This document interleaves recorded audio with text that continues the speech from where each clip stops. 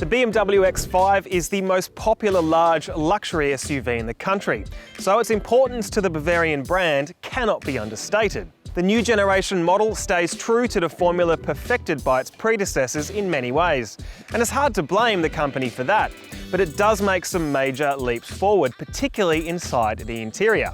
Now, most buyers are going to opt for the sensible 30D or 40i versions, but for the bolder at heart, there's this, the M50d, which for now is the range topper until we see the eventual arrival of the fully fledged X5 M.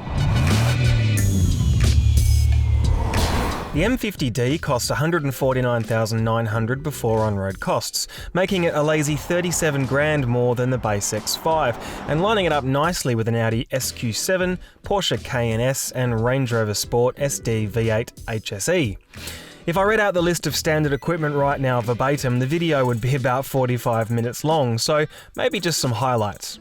22-inch wheels, soft closing doors, a 16-speaker sound system by Harman Kardon, wireless Apple CarPlay, a 360-degree camera, BMW's awesome laser headlights, 4-zone climate control, and level 2 active safety tech like active cruise control, steering and lane centering assist, traffic jam assist, an automatic parking aid and evasion aid.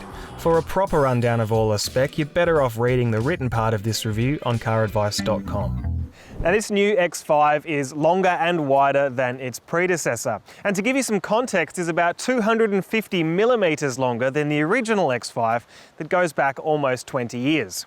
Stylistically, BMW always favours evolution over revolution, and the silhouette is unmistakably X5, though you will notice there is a quite stylish kickline running up along the sheet metal that gives it a little bit more character than before.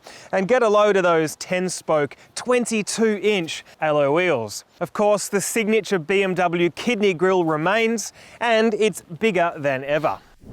The tailgate can be opened by a simple kicking motion under the bumper or the conventional button. Unlike some cars, the kicking motion actually works. Luggage capacity is 645 litres, expanding to 1,860 litres with the second row seats folded flat. Standard configuration is 5 seats, but you can option a third row. However, we'd suggest that if you want that, you really ought to wait for the larger new BMW X7. As ever, the rear tailgate splits into 2 sections, with each segment now electronically actuated for the first time. As you can see, there's a pretty acceptable amount of room back here for 2 tall adults. I've got plenty of headroom, even though there's the full panoramic sunroof right over me. Decent legroom and footroom under the seat as well. Amenities are pretty good. You've got vents here with your own 2-zone climate control system and more vents here as well. You've also got USB-C points behind each seat back and somewhere to clip a tablet for entertainment. Cup holders in the middle. The seat quality is really nice, though strangely enough they don't recline or slide, so not quite as flexible as some rivals. LED reading lights and grab handles and all of the typical amenities that you can expect. Pretty comfy place to be. I'm really liking what BMW's designers are doing with its interiors at the moment. It's been accused of being a bit austere in the past, but not so with the new X5. The centre fascia is dominated by this 12-inch screen. You've got another 12-inch screen showing all of your driver instruments in front of you, and a head-up display giving you even more information. Now, this screen is running the 7th generation of BMW's iOS, and it's not just controlled by the familiar rotary dial that really it did pioneer for the industry, but it's also a touch screen. You can use gesture control, though that's pretty rudimentary to be totally honest with you, and of course voice control as well. Now, below the screen you've got the ventilation system that's really clean and elegant, plus it has a cool digital readout in the center. I'm not entirely sure about this fake wood or the brown leather going on, but you can change the color and trim to your heart's content. I know I would certainly opt for something different. This little module here controls, well, not just your iDrive dial, but also your shortcut buttons. You've got your different driving mode buttons here. I'm not entirely sure about this crystal glass gear shifter. It's a little bit gauche and garish for my tastes, but you can option something else again. Luxury cars, after all, are all about options. The steering wheel, I really quite like the design. It's got the familiar thick rim that BMWs have, little M button down here. This is where all of your active safety features are controlled. So this button here will keep your car centered in the lane, steer it around corners and operate the active cruise control for a brief window of time. And you can also cycle through and use regular active cruise control too. On this side, you've got all of your different audio functions.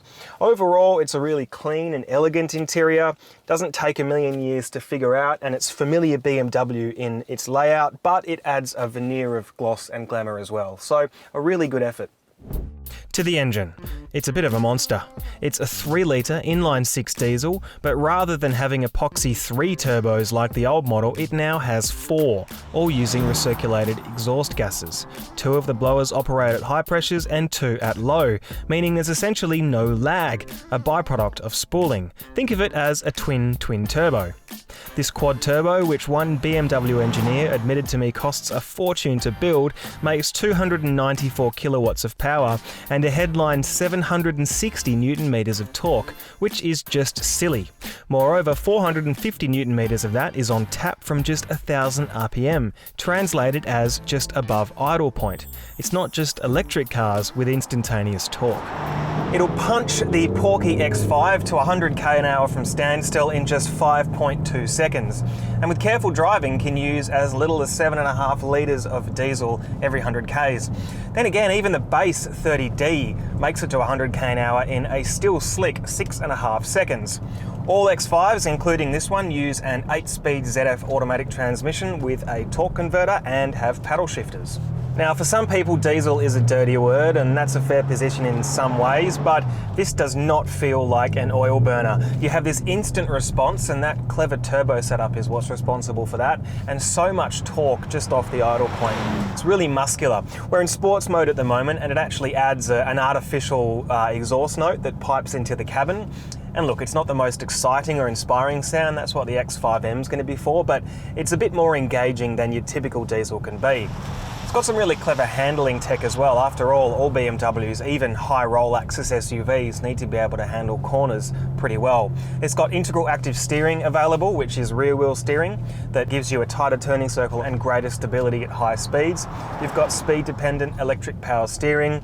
I think if there's one complaint that I could make, it would be that the 22-inch wheels are not particularly forgiving. The ride quality is pretty stiff over your typical corrugations that you might find around town. You can, however, option air suspension, and that's a no-cost option. And I suspect for this car, it might actually be the better thing to get. And that ride quality comes despite the fact that you're not actually using run-flat tyres with stiff sidewalls. This version comes with a temporary space-saver spare wheel instead. And I should also note for you snow bunnies out there that these tyres cannot handle snow chains, but of course you've got the on-demand all-wheel drive system to handle that. Reassuringly, I mean, this is obviously a super heavy car. It's got the full whack M Sport brakes with blue calipers that, as you can see, and I was only going slow there, they pull you up in a hurry. No dangers there. Look, no giant SUV of this size is ever going to be a hot hatch or a sports car, but if you point the X5 at a twisty road, it's certainly more impressive than really any of its rivals, with the probable exception of the Porsche Cayenne. And you know, that ride quality, while I might notice a slight hint of brittleness to it, I suspect most target buyers probably won't care. They'll be more sold on how blingy the wheels look.